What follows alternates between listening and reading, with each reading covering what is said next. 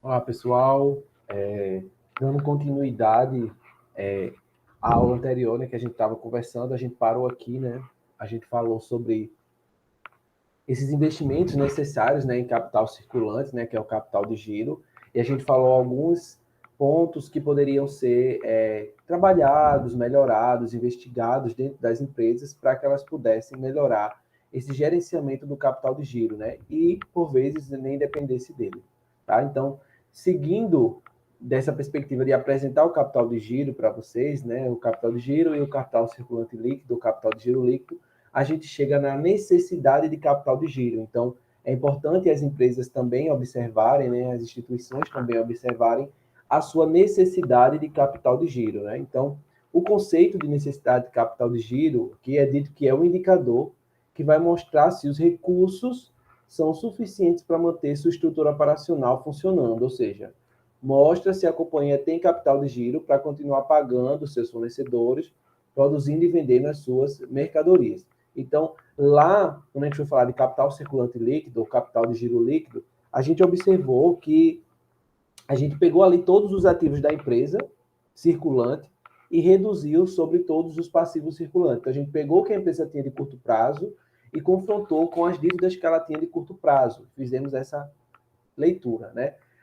Quando a gente vai para a necessidade de capital de giro, a gente vai observar se ela tem necessidade efetiva de mais capital de giro, tá? Então, a gente vai fazer uma análise disso também, mas a gente tem um que a mais aqui. Lá no capital de giro, a gente olha os ativos da empresa de curto prazo e os passivos de curto prazo. Só que a gente observa aqui, na necessidade de capital de giro, que ela trabalha apenas com as contas operacionais da empresa. Então, ela só vai analisar o ativo circulante operacional e só vai trabalhar com os passivos circulantes operacional. E o que são esses itens operacionais? Tá? O balanço ele não é dividido em operacional e não operacional. Ele é dividido em curto e longo prazo, circulante e não circulante. Então, essa reclassificação a gente vai precisar fazer. Tá? Então, os ativos circulante operacional e os passivos circulante operacional vão ser aquelas contas que estão intimamente ligadas à operação da empresa. Então, estoque está ligado à operação da empresa, o saldo em caixa está ligado à operação da empresa, tá? No lado do passivo, as contas que ela tem a pagar, né, está vinculado a essa operação da empresa. Aí a gente olha ali, investimentos de curto prazo, né, financiamentos de curto prazo, eles estão ligados a fontes de financiamento, mas não estão ligados à operação da empresa. Então, as contas circulantes, né, no balanço patrimonial, elas não são distinguidas, né? Não há essa distinção entre ativos e passivos circulantes da operação e ativo circulante de outras naturezas, né? Então, a gente vamos segregar essas contas circulantes em contas operacionais e contas não operacionais. Né? Aí, na sequência, eu apresento um quadro para vocês com um pouco sobre isso. Então, para cálculo da necessidade de capital de giro, a NCG, a gente vai olhar os ativos circulantes operacional, que vai ser a soma de todas essas contas operacionais do ativo, menos o passivo circulante operacional, que é a soma das contas operacionais do passivo circulante, tá? Então, novamente, a gente vai confrontar ativo circulante menos passivo circulante. Só que agora é como se a gente fizesse um filtro e a gente observasse as contas que está efetivamente na operação da empresa, tá?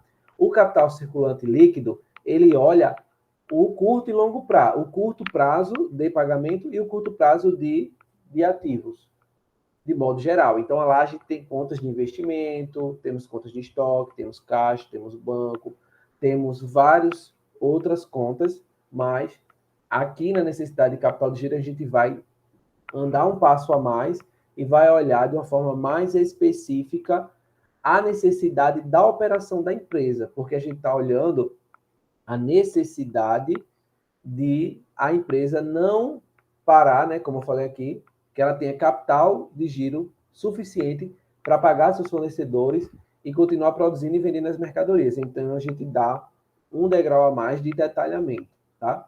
Então aqui, nesse primeiro quadro, a gente tem as contas operacionais do circulante e no segundo a gente tem as contas não operacionais do circulante, tá? Na primeira coluna, a gente tem os ativos circulantes, na segunda, passivo circulante. assim como na segundo quadro a gente tem ativo circulante e passivo não circulante. Então, o que é que a gente mostra aqui? Que contas operacionais do circulante, tanto dos ativos como do passivo, podem ser, entre outras, essas aqui, tá?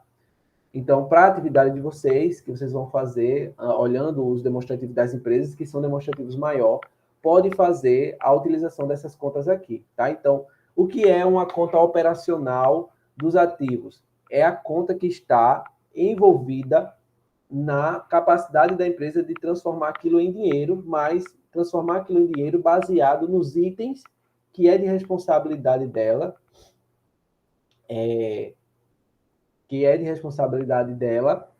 transformar em dinheiro, tá? Transformar em caixa, mas que tem a ver com a operação da empresa. Então aqui a gente tem caixa, por exemplo, caixa, a conta bancos, a conta caixa, é a conta disponibilidade, tá? Então a conta disponibilidade aqui, essa primeira, que é caixa e o banco, é uma conta operacional. Então ela traria para compor esse demonstrativo dos ativos circulantes operacional.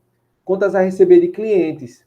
Sim, a gente vendeu e precisa receber as contas do cliente, tá? Então é uma conta que ela surge através da operação da empresa. Os estoques são produtos produzidos ou produtos comprados que está intimamente ligado ao fazer da empresa, né? A produção da empresa.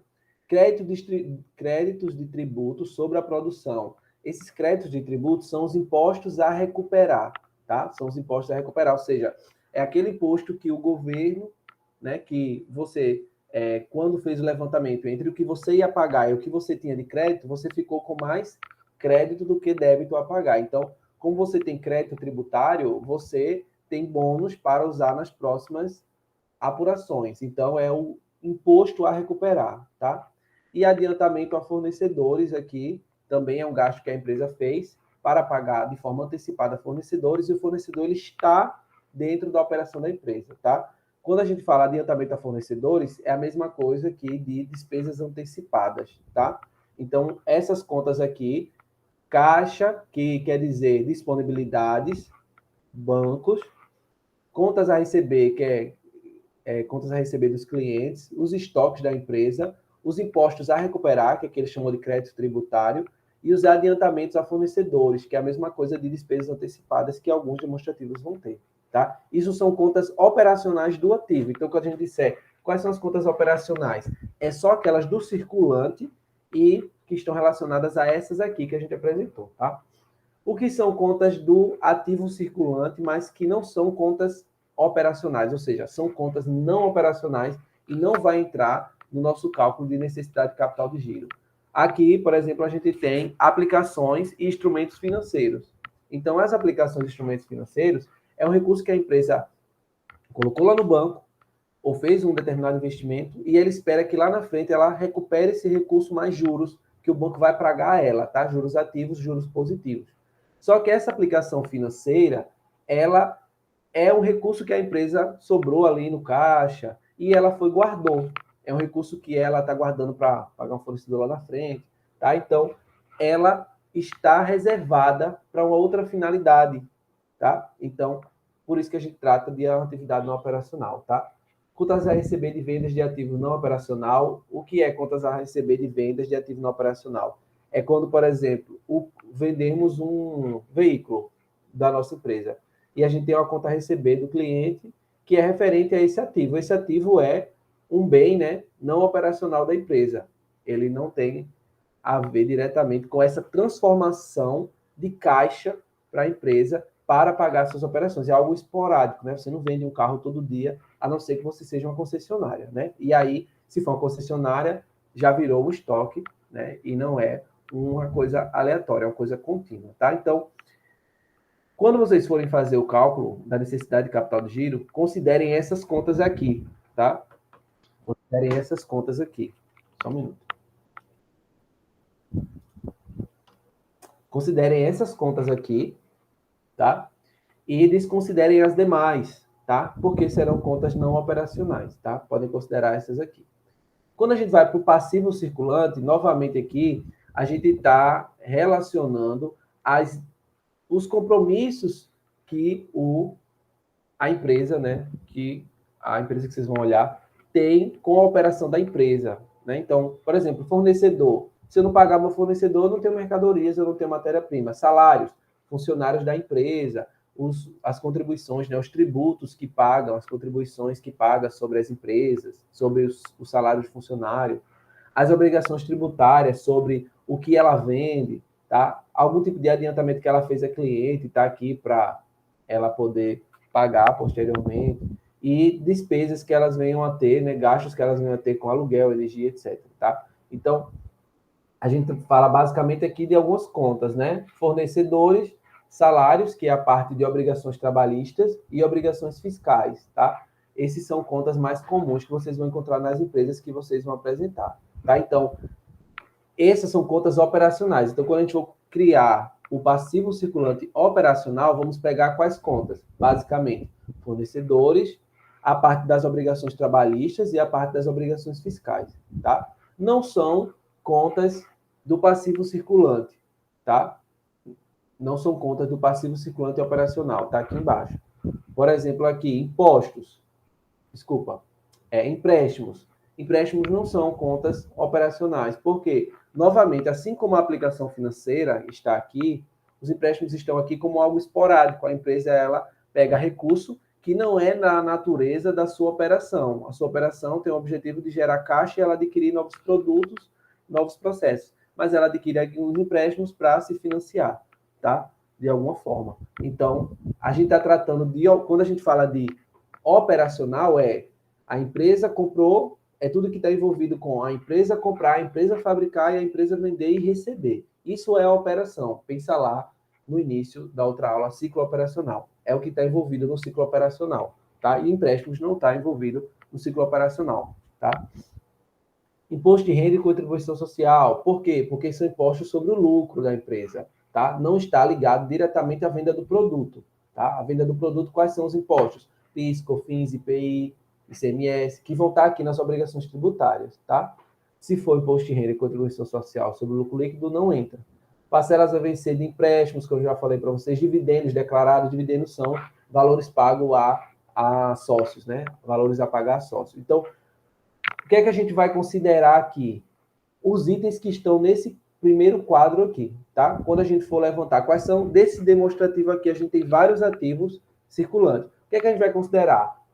Dinheiro em caixa, dinheiro a receber de cliente, conta de estoque e crédito de tributos, ou despesas que você tenha pago antecipadamente para um fornecedor. O que é que a gente vai considerar no passivo circulante operacional? O dinheiro que o fornecedor tem a receber, o salário e encargo desses funcionários que estão trabalhando na empresa, que é obrigações trabalhistas, as obrigações tributárias, que são os tributos que você tem que pagar aos clientes, ao governo, tá? E outras despesas que tenham a ver com esse processo operacional, tá? Então, dá para fazer uma comparação entre o que pode e o que não pode. Primeiro quadro pode, segundo quadro não pode.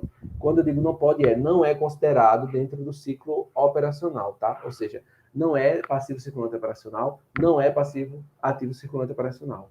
Então, a gente só vai considerar aqui o que é ativo ou passivo circulante operacional. É uma reclassificação, tá? Então, aqui a gente tem um exemplo. Eu tenho nesse primeiro lado aqui, né?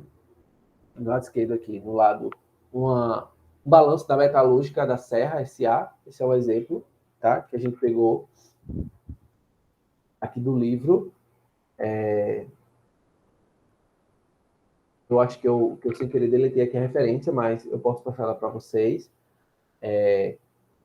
Esse demonstrativo, ele faz o seguinte.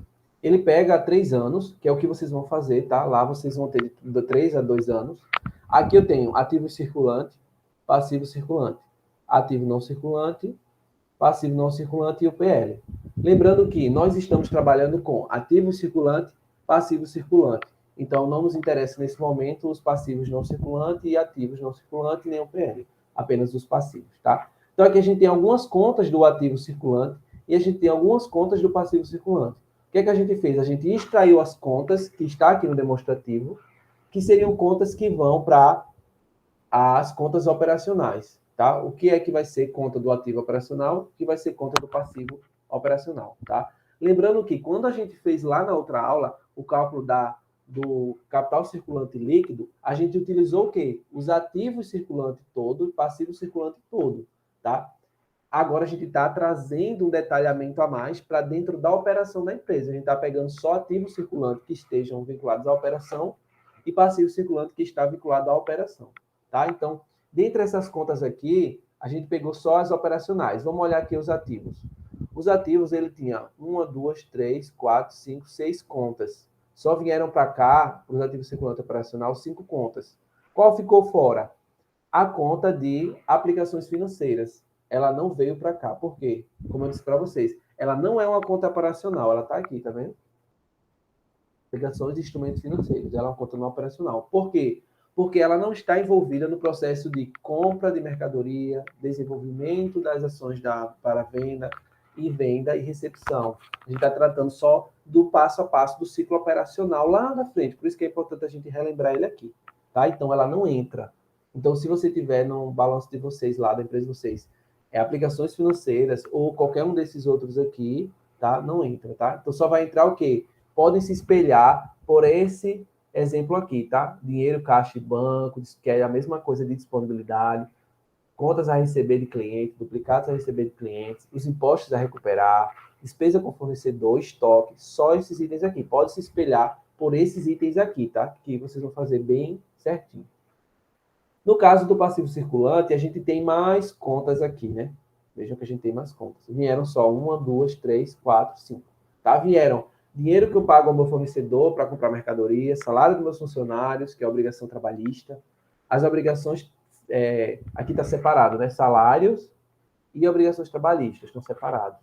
Provavelmente nas empresas da B3 que vocês vão pegar, está tudo como obrigações trabalhistas, tá? A obrigação tributária, que é a parte dos impostos, e adiantamento de clientes, tá? Então, não entrou aqui, por exemplo, imposto de renda. Por quê? Imposto de renda só é pago lá no final, quando a empresa apura o seu lucro. E a gente não está tratando disso aqui. A gente está tratando de ciclo da operação, tá? Não entrou duplicatas descontadas também, tá?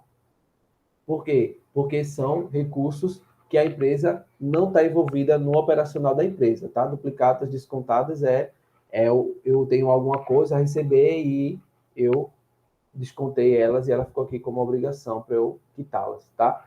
Eu fiz tipo uma espécie de adiantamento do recurso e ela está aqui para eu poder quitá-las mais à frente, tá?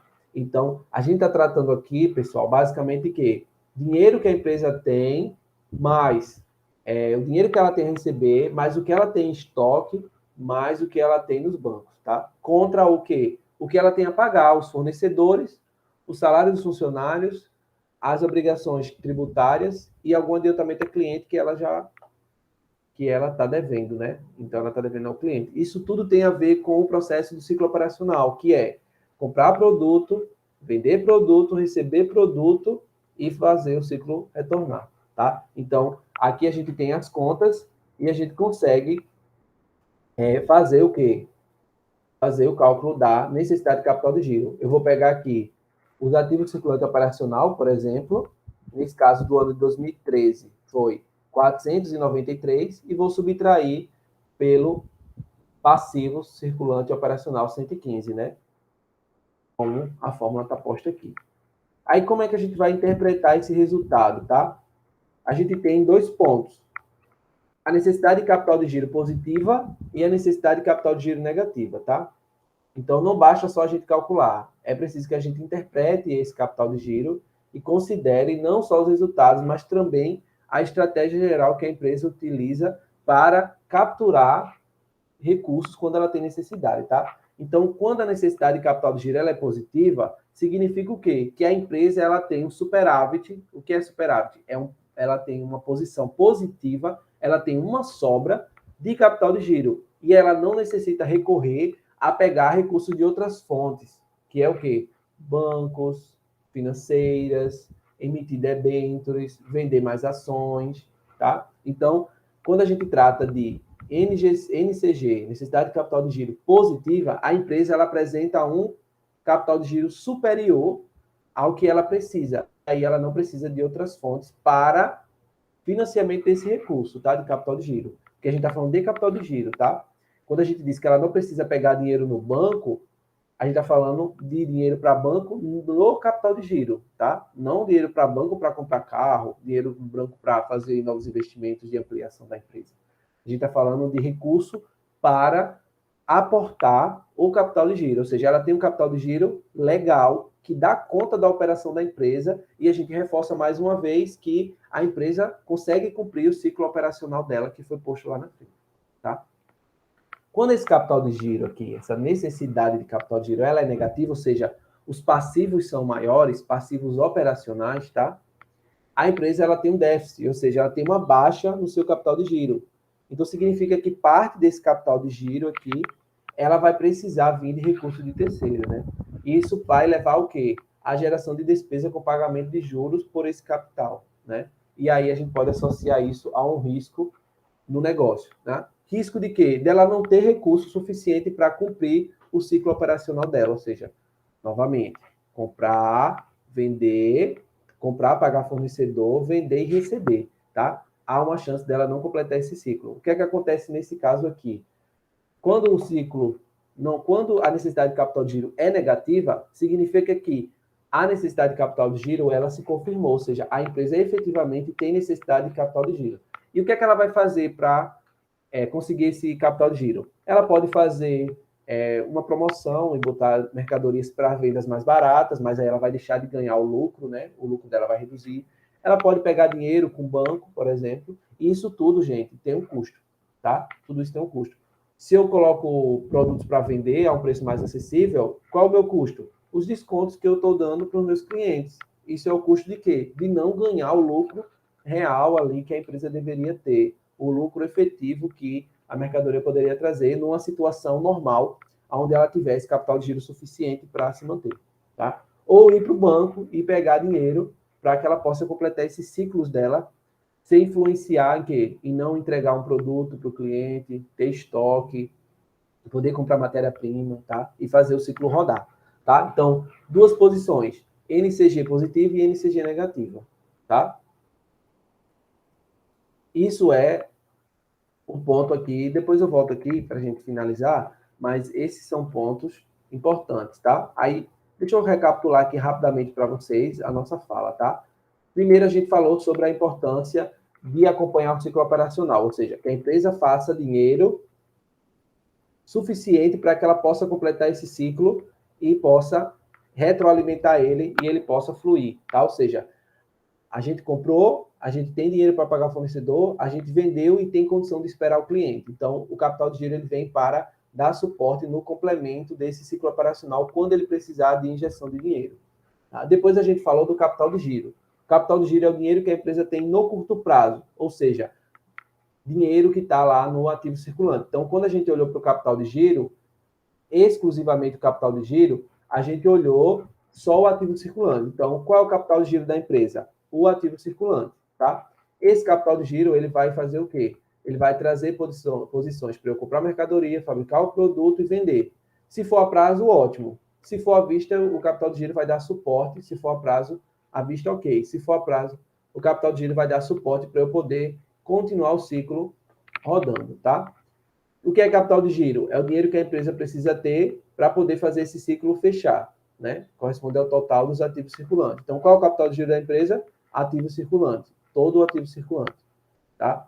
Depois a gente foi para o conceito, né, e a aplicação do capital circulante líquido. A gente viu que o capital circulante líquido, ele é a diferença entre o que eu tenho nos meus ativos menos o que eu tenho nos meus passivos. Circulante, tá? Sempre curto prazo. Eles podem ser positivos, negativos ou nulo.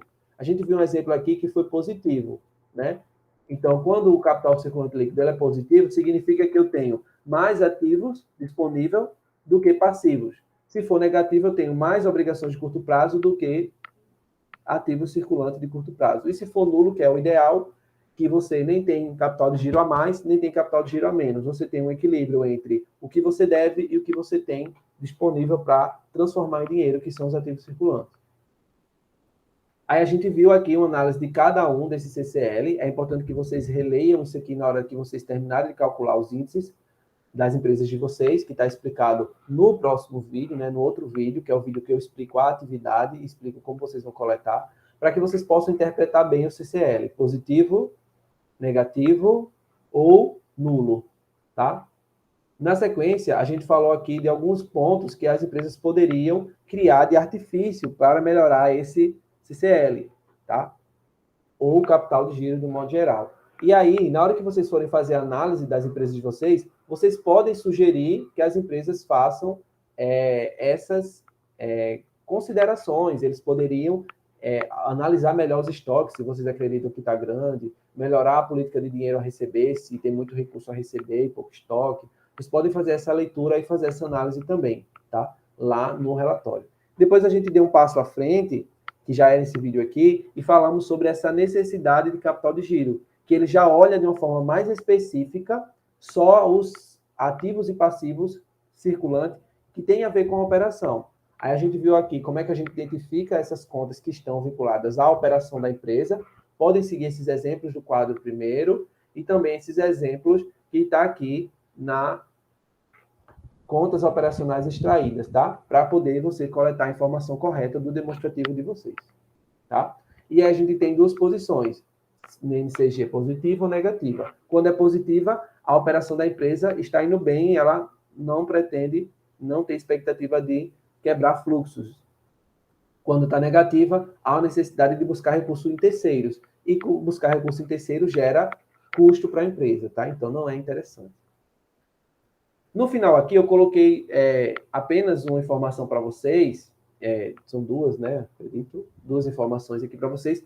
Quando a gente fala mais especificamente do pequeno negócio, né? A gente começou falando do pequeno negócio, né? Que foram aquelas informações do Sebrae que eu botei lá na frente para vocês.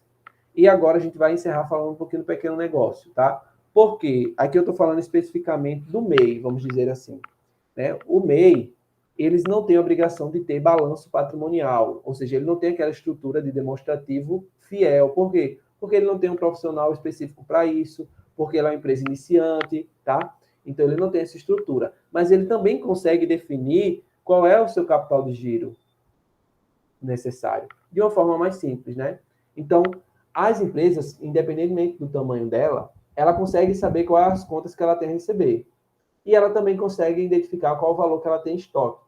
Então, o Sebrae ele sugere que você faça uma conta simples, tá? Uma conta simples, ou seja, você soma todas as suas contas que você tem a receber, soma todos os estoques que você tem, soma todas as contas que você tem a pagar e soma todas as contas de impostos que você tem a pagar, tá?